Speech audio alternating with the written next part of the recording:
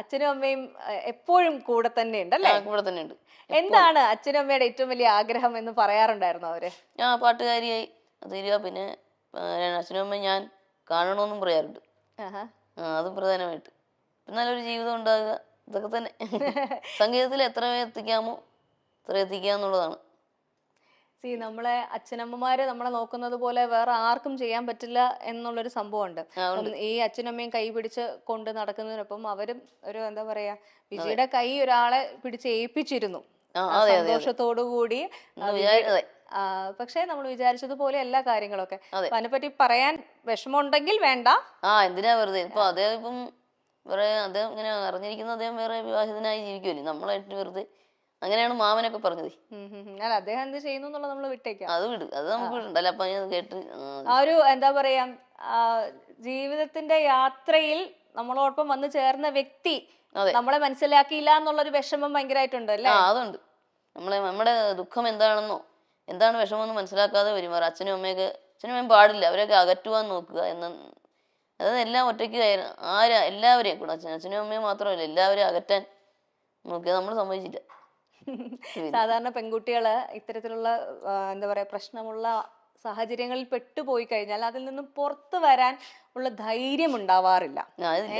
പക്ഷെ വിജി സത്യത്തിൽ ഒരു വലിയൊരു പ്രശ്നത്തിൽ നിന്നും രക്ഷപ്പെട്ട് കരകയറി എന്നാണ് ഞാൻ വിശ്വസിക്കുന്നത്. ആ ധൈര്യം എങ്ങനെ കിട്ടി? അത് പണ്ടേ എനിക്ക് അങ്ങനെ വാശിയുള്ള സ്വഭാവം. എന്താണെങ്കിലും നമുക്ക് ഇഷ്ടമില്ലാതെന്ന് പറഞ്ഞാൽ എന്തൊക്കെ നിർബന്ധിച്ചാലും നമ്മള് ചെയ്യൂല. അപ്പൊ ആ വാശി ഞാൻ അവിടെയും കാണിച്ചു. അത് തന്നെ വിജിയെ അകറ്റാൻ ശ്രമിച്ചത് വിജിയുടെ ഏറ്റവും പ്രിയപ്പെട്ട പാരന്റ്സിൽ നിന്നും അതേപോലെ തന്നെ വിജിയുടെ സംഗീതത്തിൽ നിന്നും കൂടിയാണല്ലേ? എല്ലാം കൂടെ. പാരന്റ്സിനെ അകറ്റുമ്പോൾ നമ്മുടെ സംഗീതത്തിനെയും ബാധിക്കുമല്ലോ. നമ്മുടെ മനസ്സിന് വിഷമം വരുമ്പോൾ സംഗീതത്തെയും ബാധിക്കും. പിന്നെ പുള്ളിക്ക് മിണ്ടിയ ദേഷ്യം അങ്ങനെയൊക്കെ ആയിരുന്നു.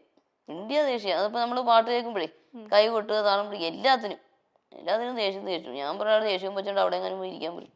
ഇങ്ങോട്ട് വരണ്ടി അത് വേണ്ടെന്ന് പറയും. ഈ ഒരു സ്പിരിറ്റ് സത്യം പറഞ്ഞു കഴിഞ്ഞാൽ നമ്മളെ ഒത്തിരി ബുദ്ധിമുട്ടിലൂടെ കടന്നു പോകുന്ന ദാമ്പത്യത്തിൽ നിൽക്കുന്ന ഒരുപാട് പേർക്കൊരു ഇൻസ്പിറേഷൻ ആവട്ടെ. കാരണം നമ്മുടെ ലൈഫ് മൊത്തത്തിൽ ഒരാൾക്ക് അടിയറവ് പറഞ്ഞ് കീഴടങ്ങി കൊടുക്കേണ്ടതല്ല. പറ്റില്ല, പ്രശ്നമാണെങ്കിൽ പുറത്തു വരാനുള്ള ഊർജ്ജം മറ്റുള്ളവർക്ക് ഉണ്ടാവാൻ വേണ്ടിയിട്ടുള്ള ഒരു ഇൻസ്പിറേഷൻ കൂടിയാണ് കേട്ടോ വിജി. അതെ. പിന്നെ അല്ലാണ്ട് അങ്ങനെ കീഴടങ്ങേണ്ട ആവശ്യം എന്താ? അതിന്റെ ആവശ്യമില്ല. ലൈഫിലെ ഏറ്റവും വലിയ പ്രേരണ എന്താണ്? പ്രേരണ അച്ഛനും അമ്മയുടെയും പ്രോത്സാഹനം. ഇതൊക്കെ തന്നെ അച്ഛൻ്റെ അമ്മയുടെയും പ്രോത്സാഹനമാണ്. പിന്നെ ഇത് നമ്മുടെ സ്വന്തം ഇഷ്ടപ്രകാരം ആരും പറഞ്ഞിട്ടല്ല കേട്ടോ. അച്ഛനും അമ്മയൊന്നും എന്നാ നീ വേണ്ടാന്ന് വച്ചേക്കെന്ന് പറഞ്ഞിട്ടില്ല. കാരണം നിന്റെ തീരുമാനമാണ്, നിന്റെ ജീവിതമാണ്, നീ ആലോചിച്ച് തീരുമാനിക്കുക. എല്ലാവരും അങ്ങനെയാ പറയുന്നത്. ധൈര്യം മനസ്സുണ്ടാവുക എന്ന് പറയുന്നത് വലിയ കാര്യമാണ് കേട്ടോ. അതെ, അതാരും പറഞ്ഞിട്ട് ചെയ്തതല്ല. അങ്ങനെ ഒരു ധാരണയൊക്കെ പുള്ളിക്കൊക്കെ എല്ലാവർക്കും ഉണ്ട്. ഞാൻ പറഞ്ഞിട്ടാണ് ഒന്നുമില്ല. അല്ല, നമ്മള് എന്താ പറയാ, നമുക്ക് നല്ലത് പറഞ്ഞു തരുന്നവരുടെ കേട്ട് കഴിഞ്ഞാലും കുഴപ്പമില്ലല്ലോ. തെറ്റൊന്നും ഇല്ലല്ലോ. പറഞ്ഞോന്ന് വെച്ചല്ലേ. പോട്ടെ, അതൊക്കെ പോട്ടെ. സാറ് പറയണ അത് വിട്. അത് വിടാം അല്ലേ?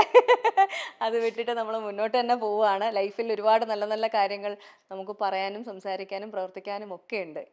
അത് തന്നെ. ഇപ്പൊ സിനിമയെ പാടിയ പിന്നെ ആരാധക വൃന്ദങ്ങൾ ഒന്നുകൂടി പണ്ടത്തേലും ഒന്നുകൂടി കൂടി. വ്യത്യസ്തമായ ആലാപന ശൈലിയിലൂടെ മലയാളികളുടെ മനസ്സിൽ ഇടം നേടിയ ഗായികയാണ് വൈക്കം വിജയലക്ഷ്മി. സെല്ലുലോയിഡ് എന്ന ചിത്രത്തിലെ കാറ്റേ കാറ്റേ എന്ന് തുടങ്ങുന്ന ഗാനം ആലപിച്ച് പിന്നണി ഗാനരംഗത്ത് എത്തിയ അവർ ഇപ്പോൾ തെന്നിന്ത്യൻ സിനിമാ ലോകത്ത് തന്നെ ശ്രദ്ധ പിടിച്ചു പറ്റിക്കഴിഞ്ഞു. അടുത്തിടെ പുറത്തിറങ്ങിയ അജയന്റെ രണ്ടാം മോഷണം എന്ന സിനിമയിലെ അങ്ങുമാനക്കോണില് മിന്നി നിന്നൊരമ്പിളി എന്ന ഗാനം ഹിറ്റ് ലിസ്റ്റിൽ ഇടം പിടിച്ച് മുന്നേറുകയാണ്. ഈ അവസരത്തിൽ തന്റെ ദാമ്പത്യ ജീവിതത്തിലെ പരാജയത്തെക്കുറിച്ച് പറയുകയാണ് വിജയലക്ഷ്മി. തന്നെയും മാതാപിതാക്കളെയും തമ്മിൽ അകറ്റാൻ നോക്കിയെന്നും അതിന് താൻ സമ്മതിച്ചില്ല എന്നും വിജയലക്ഷ്മി പറയുന്നു. വേർപിരിയൽ തന്റെ തീരുമാനമായിരുന്നുവെന്നും അവർ കൂട്ടിച്ചേർത്തു. അദ്ദേഹം വേറെ വിവാഹിതനായി ജീവിക്കുന്നു എന്നാണ് അറിഞ്ഞത്. നമ്മുടെ വിഷമമൊന്നും അറിഞ്ഞു പെരുമാറില്ല.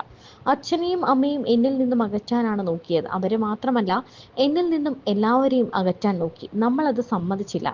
അതിൽ നിന്നും കരകയറാൻ സാധിച്ചു എന്നതാണ്. പണ്ടേ ഞാൻ അങ്ങനെയാണ്. എനിക്കിഷ്ടമില്ലാത്തൊരു കാര്യം ആരൊക്കെ നിർബന്ധിച്ചാലും ചെയ്യില്ല. ആ വാശിയാണ് കരകയറാൻ സാധിച്ചത്. മാതാപിതാക്കളെ മാറ്റുമ്പോൾ മനസ്സിനെ ബാധിക്കും, അതിലൂടെ സംഗീതത്തെയും. മിണ്ടിക്കഴിഞ്ഞാൽ പുള്ളിക്ക് ദേഷ്യമാണ്. എന്തിനും ഏതിനും ദേഷ്യം. എൻ്റെ സ്വന്തം ഇഷ്ടപ്രകാരമാണ് വേണ്ടെന്ന് വെച്ചത്. എൻ്റെ ജീവിതമാണ്, എൻ്റെ തീരുമാനമാണ്. ആലോചിച്ച് തീരുമാനിക്കാനാണ് എല്ലാവരും പറഞ്ഞത്. അച്ഛനും അമ്മയും പറഞ്ഞിട്ടാണ് ഞാൻ മാറിയത് എന്ന ധാരണ എല്ലാവർക്കുമുണ്ട്.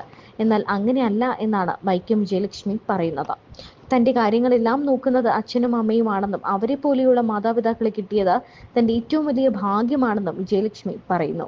താൻ വലിയൊരു പാട്ടുകാരിയാക്കണം എന്നതായിരുന്നു അവരുടെ ആഗ്രഹം. ഞാൻ അവരെ കാണണമെന്നും അവർക്ക് ആഗ്രഹമുണ്ടെന്നും വൈക്കം വിജയലക്ഷ്മി പറയുന്നുണ്ട്. ഉട്ടോപ്പിയിലെ ആ, രാജാവിലെ പാട്ട്. അതെ, മമ്മൂക്കയായിട്ട് എന്നാ രസമായിരുന്നു. അവസേപ്പച്ച സാറിന്റെ ആ ഒരു പാട്ടിന് എന്നോട് പറഞ്ഞ് നിറയെ മറ്റേ മൺമറഞ്ഞു പോയവരെയൊക്കെ ആവാഹിക്കാൻ പറഞ്ഞു. അങ്ങനെ പറഞ്ഞു അങ്ങനെ വന്ന് ഉമ്മറിക്ക മാളച്ചേട്ടന്റെ ചിരിയൊക്കെ, മാളച്ചേട്ടനെയൊക്കെ ആവാഹിച്ചു. അങ്ങനെയൊക്കെ ഓരോന്ന് പറഞ്ഞു എൻ്റെ പൊന്ന എന്നൊക്കെ പറയാൻ പറഞ്ഞ് അത് പറഞ്ഞ്. പിന്നെ മമ്മൂക്ക കേട്ടപ്പോ എന്നാ ചിരിയായിരുന്നു കേട്ട്. മമ്മൂക്കയുടെ ചിരിക്കുന്ന സൗണ്ടുകളൊക്കെ കേട്ടു നിർത്തി ഭയങ്കര ആസ്വദിച്ചു എന്നൊക്കെ പറഞ്ഞ്. മമ്മൂക്കായിട്ടുള്ള എൻ്റെ പൊന്നു ഇതാര് എന്നൊക്കെ പറഞ്ഞുകൊണ്ട് നല്ല രസമായിരുന്നു. മമ്മൂക്കായിട്ട് ഭയങ്കര പരിചയമാണല്ലേ? വിളിച്ച് സംസാരിക്കാറൊക്കെ ഉണ്ടോ? ആ ഉണ്ട്. ഇപ്പൊ കുറെ നാളെ എടുക്കണില്ല, എന്താണ് ആണോ? മമ്മൂക്കല്ലേ പൊൻതൂവൽ അവാർഡ്, ഫിനിക്സ് അവാർഡ് ഒക്കെ തന്നു. ആഹാ, ഓക്കേ. അങ്ങനെയൊക്കെ സ്പെഷ്യൽ കണക്ഷൻ. അതെ, സിനിമ പാടുന്നതിന് മുമ്പ് തന്നെ ഫോണിലൂടെ സംസാരിക്കുമായിരുന്നു. സിനിമ പാടിയ പിന്നെ നേരിട്ട് ഒന്ന് മീറ്റ് ചെയ്തു. ഓക്കേ. അങ്ങനെയൊക്കെ. അപ്പൊ അതൊരു ഓർമ്മയായിരുന്നു കേട്ടോ. പിന്നെ മാളച്ചേട്ട് ആ ചിരിയൊക്കെ അതിലൂടെ കൊണ്ടുവന്നു, ആവാഹിച്ചു കൊണ്ടുവന്നു. ഓക്കേ.